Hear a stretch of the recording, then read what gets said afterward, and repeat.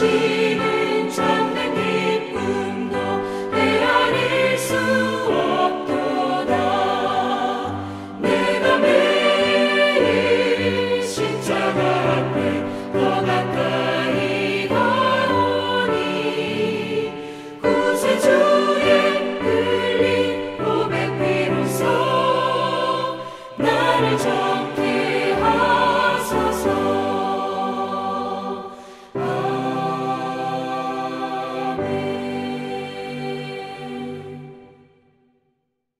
오늘 우리에게 주신 하나님의 말씀은 사무엘상 3장 1절부터 14절의 말씀입니다. 구약성경 411쪽입니다. 사무엘상 3장 1절부터 14절까지의 말씀을 드라마 바이블로 낭독합니다. 제3장. 아이 사무엘이 엘리 앞에서 여호와를 섬길 때에는 여호와의 말씀이 희귀하여 이상이 흔히 보이지 않았더라. 엘리의 눈이 점점 어두워가서 잘 보지 못하는 그때에 그가 자기 처소에 누웠고 하나님의 등불은 아직 꺼지지 아니하였으며 사무엘은 하나님의 궤에 있는 여호와의 전 안에 누웠더니 여호와께서 사무엘을 부르시는지라. 그가 대답하되 내가 여기 있나이다 하고 엘리에게로 달려가서 이르되 당신이 나를 부르셨기로 내가 여기 있나이다. 나는 부르지 아니하였으니 다시 누우라 하는지라. 그가 가서 누웠더니 여호와께서 다시 사무엘을 부르시는지라. 사무엘. 사무엘이 일어나 엘리에게로 가서 이르되 당신이 나를 부르셨기로 내가 여기 있나이다. 내 아들아, 내가 부르지 아니하였으니 다시 누우라 하니라. 사무엘이 아직 여호와를 알지 못하고 여호와의 말씀도 아직 그에게 나타나지 아니한 때라 여호와께서 세 번째 사무엘을 부르시는지라. 그가 일어나 엘리에게로 가서 이르되 당신이 나를 부르셨기로 내가 여기 있나이다 하니 엘리가 여호와께서 이 아이를 부르신 줄을 깨닫고 엘리가 사무엘에게 이르되 가서 누웠다가 그가 너를 부르시거든 네가 말하기를 여호와여 말씀하옵소서 주의 종이 듣겠나이다 하라 하니 이에 사무엘이 가서 자기 처소에 누우니라. 여호와께서 임하여 서서 전과 같이 사무엘아, 사무엘아 말씀하옵소서 주의 종이 듣겠나이다 하니 여호와께서 사무엘에게 이르시되 보라, 내가 이스라엘 중에 한 일을 행하리니 그것을 듣는 자마다 두 귀가 울리리라. 내가 엘리의 집에 대하여 말한 것을 처음부터 끝까지 그날에 그에게 다 이루리라. 내가 그의 집을 영원토록 심판하겠다고 그에게 말한 것은 그가 아는 죄악 때문이니 이는 그가 자기의 아들들이 저주를 자청하되 금하지 아니하였음이니라. 그러므로 내가 엘리의 집에 대하여 맹세하기를 엘리 집의 죄악은 제물로나 예물로나 영원히 속잠을 받지 못하리라 하였노라 하셨더라. 샬롬, 평안히 주무셨습니까? 말씀으로 시작하는 이 하루가 우리 모두에게 복된 하루가 될 줄 믿습니다. 또한 이 예배를 통해 우리의 영이 살아나고 주께 더 나아가는 귀한 계기가 되기를 축복합니다. 아멘. 말씀을 나누겠습니다. 현재 저희들이 살펴보는 책의 제목이 사무엘상이라는 것에서 예상하는 것처럼 사무엘이 곧 역사의 중심으로 나타날 것입니다. 이미 살펴보신 것처럼 1장부터 2장 11절까지는 사무엘의 출생하는 과정이 어머니 한나를 중심으로 기술되어 있으며 2장 12절부터 36절까지는 사무엘이 새 지도자로 등장할 수밖에 없는 시대적인 배경으로 대제사장 엘리 가문의 타락상을 다루고 있습니다. 이어 3장에 드디어 사무엘이 하나님께 소명을 받고 엘리를 대신하여 이스라엘의 새로운 지도자로 급속히 부상하는 장면이 그려지고 있습니다. 좀 더 구체적으로 보겠습니다. 1절 말씀 초반에 아이 사무엘이 엘리 앞에서 여호와를 섬길 때라는 말씀에서 저자는 사무엘이 아이라는 것을 의도적으로 밝히고 있는데 그것은 2절에 엘리가 늙었다는 말과 선명하게 대조시키며 사무엘이 대제사장 엘리의 지도를 받고 있고 이제 곧 그가 역사의 무대로 등장할 것을 예고하고 있습니다. 그리고 다시 당시의 시대적 상황을 말해주고 있는데 단 두 문장으로 정의합니다. 첫 번째가 여호와의 말씀이 희귀하다는 것입니다. 이것이 무슨 말일까요? 여호와 하나님의 백성인 이스라엘 가운데 하나님의 말씀이 희귀하다는 것은 하나님의 말씀을 듣지 않고 찾는 자도 없다는 말입니다. 말씀드렸듯이 당시가 사사시대의 끝자락입니다. 여러분, 사사시대의 전형적인 패턴을 기억하십니까? 즉 이스라엘 백성 가운데 죄가 만연함, 하나님의 심판으로서의 내버려둠과 함께 고난 속에 처함, 상황을 자각한 이스라엘의 회개와 간구, 그 다음에는 사사를 통한 하나님의 회복, 이런 사이클이 계속해서 반복되었는데 지금 시점은 바로 죄의 범람으로 인해 하나님의 말씀이 무시당하고 멸시당하는 상황임을 말하며 이런 시대적 암울함은 그만큼 구원의 때가 가까이 왔음을 암시하고 있습니다. 당시 시대를 알려주는 두 번째 묘사는 이상이 흔히 보이지 않는다는 것입니다. 이상은 하나님의 말씀과 더불어 하나님이 예언자를 통하여 백성들에게 자신의 뜻을 나타내는 전형적인 계시 방법이었습니다. 그리고 이러한 계시와 이상은 역사적으로 이스라엘이 영적으로 깨어있을 때 활발하였는데 지금 말씀이 희귀하고 이상이 흔히 보이지 않았다는 말은 당시의 도덕적 영적 타락이 극심했다는 사실을 간접적으로 밝혀주고 있는 것입니다. 그리고 7절 말씀에 보면 어린 사무엘이 성소에서 엘리를 도와 섬겼지만 여호와를 알지 못하고 그분의 말씀도 경험하지 못했다고 말하고 있습니다.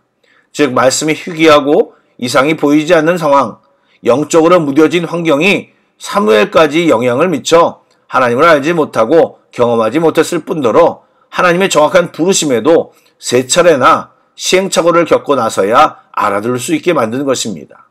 그렇다면 이 말씀을 읽고 있는 우리들의 영적 상태는 어떻습니까? 내 삶 가운데 말씀이 역사하고 있습니까? 말씀이 달고 말씀이 깨달아지며 감사가 넘치고 있습니까? 하나님을 향한 간절한 마음과 갈망이 있습니까?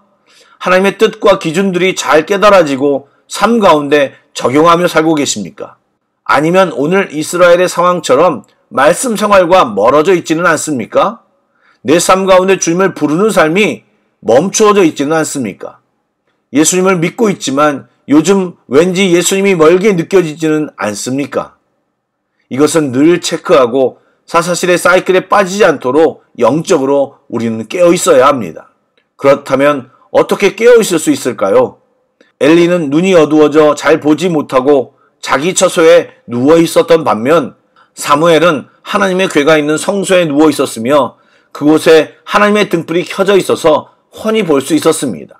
물론 이것은 엘리와 사무엘이 각자 있어야 할 장소에 있는 것이기도 하지만 그들이 하나님께 가지는 자세를 뜻하는 모습이기도 합니다.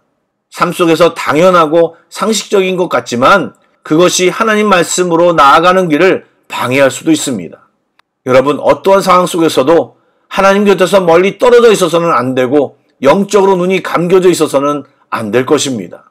절대로 쉽진 않지만 몸부림치며 주님의 곁에 있어야 하는 것입니다.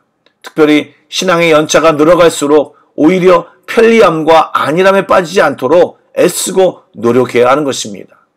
여러분, 사무엘이 하나님의 음성을 듣고 3번이나 엘리에게 나아가는 모습을 보며 어떤 생각이 드셨습니까? 분명히 늦은 밤이었을 텐데 그는 똑같이 엘리에게 나아가 당신이 나를 부르셨기로 내가 여기 있나이다 라는 대답을 계속하고 있습니다. 짜증을 냈거나 무시할 만도 한데 사무엘은 겸손했고 순종적인 모습을 보여주고 있습니다. 그리고 그가 하나님의 음성을 들을 수 있게 되는 순간도 영적으로 무뎌졌다고 비판받는 엘리 제사장의 말에 철저히 순종함으로 이루어졌다는 사실을 우리는 주목해야 합니다. 이스라엘의 변혁은 특별한 아이디어나 명석함으로 기존 질서를 뒤집어 일어나는 것이 아니라 하나님께 순종함으로 나아가는 사람을 하나님이 택하시고 그가 끝까지 순종함을 통해 새 시대가 열어진다는 사실을 우리는 알아야 합니다. 예수님의 십자가와 구원 사건도 순종함으로 이루셨습니다. 순종은 힘이 없어 보이지만 가장 파워풀한 믿음의 행동입니다. 우리가 하나님을 조종할 수 없고 그래서도 안 되지만 하나님의 일하심은 결국 우리의 순종을 통해 일어난다는 사실을 우리는 꼭 기억해야 할 것입니다. 아울러 엘리 제사장이 자신의 지식과 경험으로 사무엘이 들은 음성이 하나님의 부르심이라는 판단을 통해 사무엘이 하나님의 음성을 듣게 되었지만 자신은 정작 하나님의 음성을 직접 듣지 못하고 있습니다. 그리고 어리고 경험이 일천하지만 순종함으로 하나님 곁에 있는 사무엘은 하나님의 음성을 듣습니다. 사랑하는 여러분, 우리는 하나님의 자녀로서 주의 음성을 들어야 합니다. 말씀드린 대로 하나님의 말씀은 사무엘처럼 우리에게 육성으로 들리는 것처럼 들릴 때도 있겠지만 많은 경우 깨달음으로, 때로는 느껴짐으로 또는 이해가 됨으로 우리에게 말씀하십니다. 설교를 듣거나 예배를 드릴 때, 또 기도할 때, 또 말씀을 읽을 때 내 안에 주님이 말씀하실 수 있다는 기대감과 간절함을 잃지 마시기 바랍니다. 그리고 그때 부딪히고 깨달은 말씀을 무시하지 마시고 다니엘처럼 믿음의 결정을 하시고 순종하시기 바랍니다. 그러면 더 선명한 주님의 음성을 우리는 곧 듣게 될 것입니다. 사무엘을 통해 엘리 가문에게 선포된 말씀을 짧게 다뤄보겠습니다. 하나님은 이미 하나님의 사람을 통해 엘리에게 말씀하신 내용을 사무엘을 통해 다시 한번 확정하셨습니다. 엘리와 그 아들들에게 회개의 기회를 주셨음에도 회개하지 않으므로 하나님은 그대로 이루시겠다고 심지어는 영원한 심판을 선포하셨습니다. 너무나 가혹하지만 제사장이라는 영원한 권세를 누렸던 아론의 후손들에게 내려진 것입니다. 많이 받은 사람은 많은 것을 요구할 것이라는 누가복음의 말씀이 생각이 납니다. 사랑하는 여러분, 이미 엘리에게 많은 기회를 하나님께서 주셨지만 그는 돌이키지 않았습니다. 하나님은 오래 참으시지만 끝까지 참지는 않으십니다. 우리 하나님은 분명히 사랑의 하나님이시지만 또한 공의의 하나님이십니다. 우리는 사랑의 하나님만 만나야 합니다. 공의의 하나님을 만나면 큰일입니다. 바라기는 회개해야 할 때에 회개하시고 순종할 때에 순종하시어 하나님이 일하시는 곳에 귀하게 쓰임받기를 주님의 이름으로 축복합니다. 아멘. 기도하겠습니다. 살아계신 하나님, 영적으로 무뎌져 가지 않도록 몸부림치게 하시고 늘 깨어 주님 앞에 머무는 자들이 다 되게 하여 주옵소서. 주님 곁에 가까이 머물기를 간절히 원합니다. 말씀으로 우리를 먹여주시고 기도할 때 주님의 위로와 평강을 누리게 하여 주옵소서. 주님이 회개할 수 있는 시간을 주실 때 마음이 강팍해지거나 미루지 않고 주님 앞에 완전히 자복하게 하여 주옵소서. 그래서 주님의 심판이 아닌 주님의 은혜가 항상 우리 가운데 머물게 하여 주옵소서. 예수님의 이름으로 기도드립니다. 아멘. 계속해서 찬양곡을 묵상하시고 합심기도와 개인기도로 나아가겠습니다.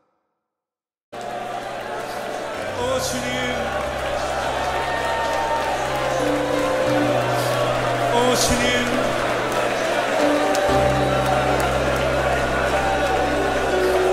주님, 다른 기대들을 모두 내려놓습니다. 오 주님, 주님 한 분 향한 갈망을 가지고 주님 앞에 나아가기 원합니다. 하나님, 다른 어떤 것으로도 채울 수 없고 그 누구도 줄 수 없는 주님의 얼굴 향한 갈망, 주님의 보좌를 향한 목마름을 가지고 주님 앞에 나가길 원합니다. 주님께서 채워주실 줄 믿고 나아갑니다.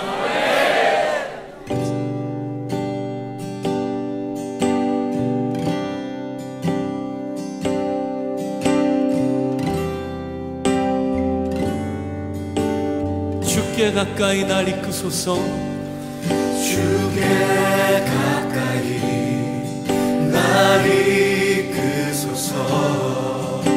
간절히 주님만을 원합니다. 채워주소서. 채워주소서. 주의 사랑을 진정한 찬양 드릴 수 있도록 주께 가까이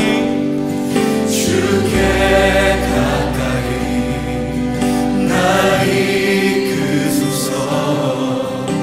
간절히 주님만을 원합니다.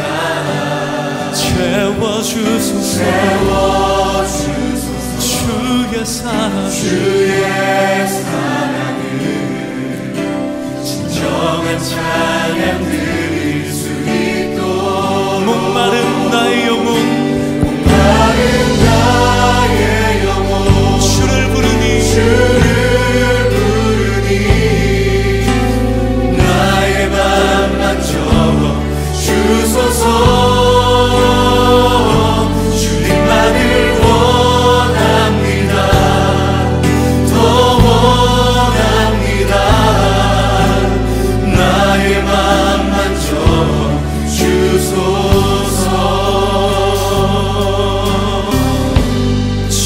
가까이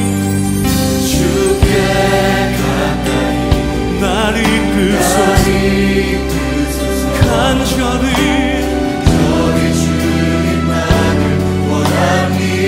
예수님 채워주옵소서. 주의 사랑을 진정한 목마른 나의 영혼, 마른 나의 영혼 주를 부르니 나의 맘 만져 주소서. 주님만을 원합니다. 더욱 원합니다. 나의 맘 만져 주소서. 목마른 나의 영혼, 목마른 나의 영혼 주를 부르니 나의 맘 만져 주소서. 주님만을 원합니다. 더욱더 원합니다. 나의 맘 만져 주소서. 목마른 나의 영혼, 마른 나의 영혼 주를 부르니 나의 맘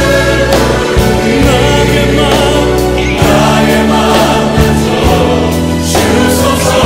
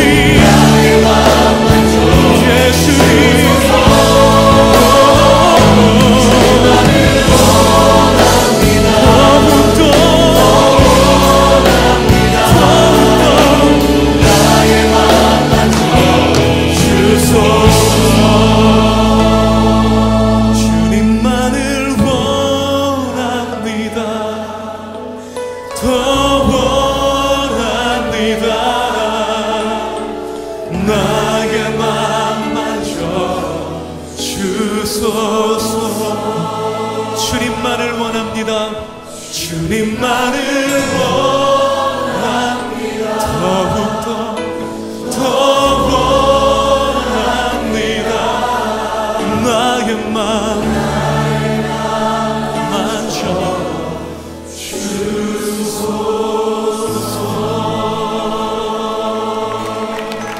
예수님,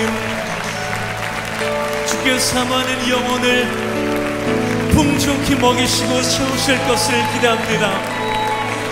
오 주님, 그렇게 하실 주님을 기대하며 찬양합니다. 할렐루야, 할렐루야, 아멘, 할렐루야. 주님을 기대합니다. 주님을 기대합니다. 아멘, 할렐루야, 아멘.